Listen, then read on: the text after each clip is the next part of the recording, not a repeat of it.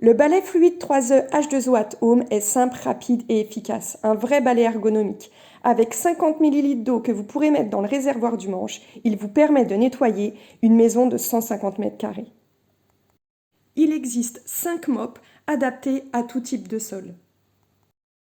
La mop balayage s'utilise à sec.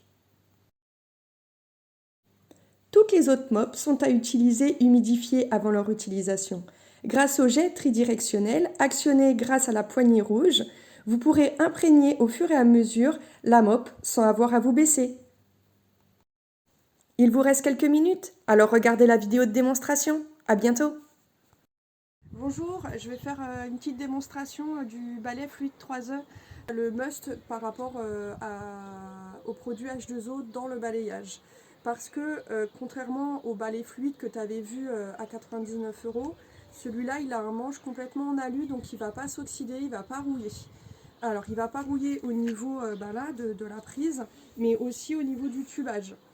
Donc pour ceux qui ne connaissent pas les balais H2O, la particularité c'est qu'il y a une ouverture ici qui se fait assez simplement. On déverrouille comme ça, c'est juste à tourner et on voit un trou. Donc pourquoi il y a un trou? Parce qu'en fait on va tout simplement mettre de l'eau dedans. Donc vous prenez de l'eau du robinet, hein. Moi c'est de l'eau du robinet, c'est pas de la limonade. Vous pouvez mettre donc directement dans votre balai.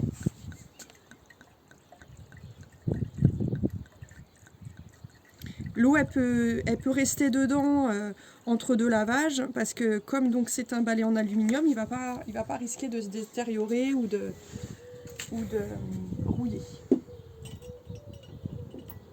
Donc voilà la première particularité, donc vous déverrouillez et puis donc l'eau est dedans. Vous avez une petite bille rouge donc, qui montre le niveau d'eau.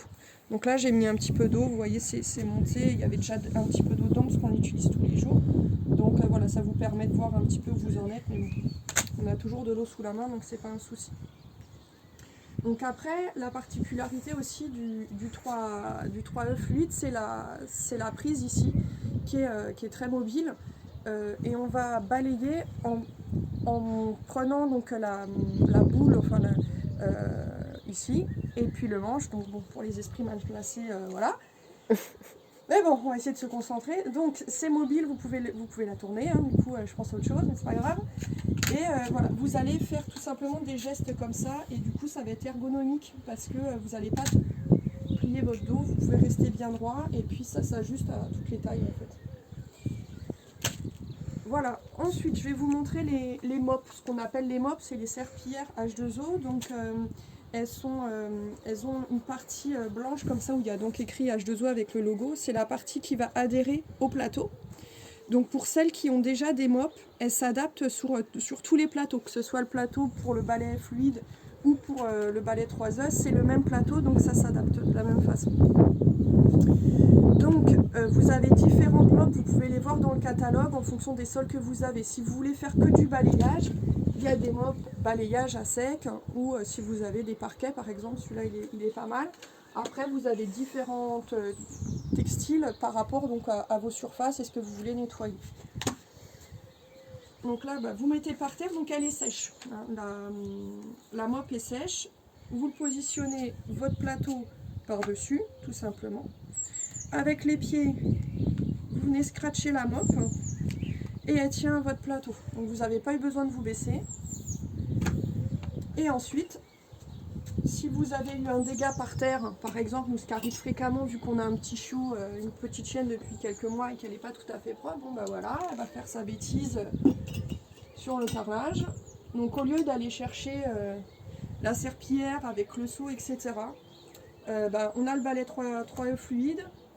Je vais utiliser la gâchette, donc je presse tout simplement, et au moment où je presse, en fait ça va libérer de l'eau, voilà. Et comme ça j'ai juste à balayer. Donc là c'est pas flagrant vu que c'était de l'eau et que le carrelage était propre. Et voilà tout simplement, puis après vous accrochez votre balai jusqu'à la prochaine utilisation. Si vous avez nettoyé toute la surface de votre pièce à vivre, par exemple, vous pouvez rajouter, avant de mettre la mop, donc je vais vous faire un petit prenez le balai comme ça à hauteur pour dégrafer. Et après, vous allez positionner vos pieds de chaque côté de la mop. Vous faites une toute petite pression pour lever. Vous rappuyez. Et là, vous attrapez votre mop. Donc encore une fois, vous n'êtes pas plié le dos. Donc tout va bien. Vous n'avez pas mal au dos. Donc, si vous voulez nettoyer votre sol, vous pouvez utiliser des bases. Donc là, c'était une base neutre dans laquelle j'ai rajouté l'épure. Ah bah non, c'est pas l'épure, mais bon.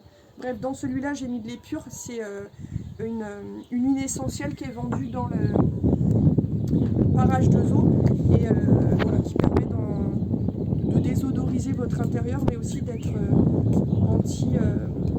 antifongif et antibactérien. Si vous voulez rajouter un peu d'huile essentielle, donc sur la mop, pas dans l'eau, sur la mop. Si vous mettez de l'huile essentielle dans votre eau, ça va être dilué, ça ne sera pas actif.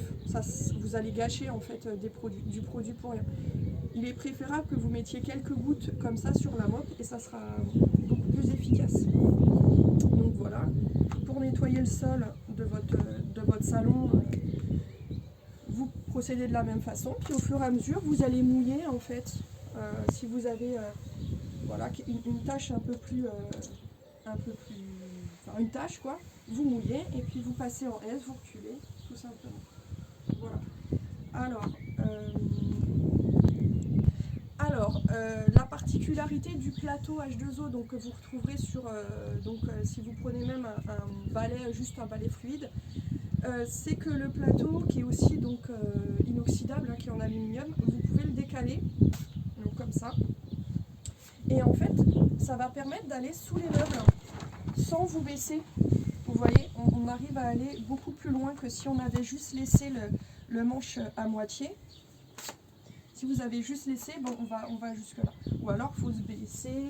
Donc, si on le décale, et ben, vous allez beaucoup plus loin et toujours sans vous faire mal au dos, en fait. Toujours, je le tiens comme ça. Voilà. Écoutez, je pense avoir fait le tour pour le balai. Si vous avez des questions, n'hésitez pas à passer par le Facebook ou en message privé et je me ferai un plaisir de vous répondre. Au revoir.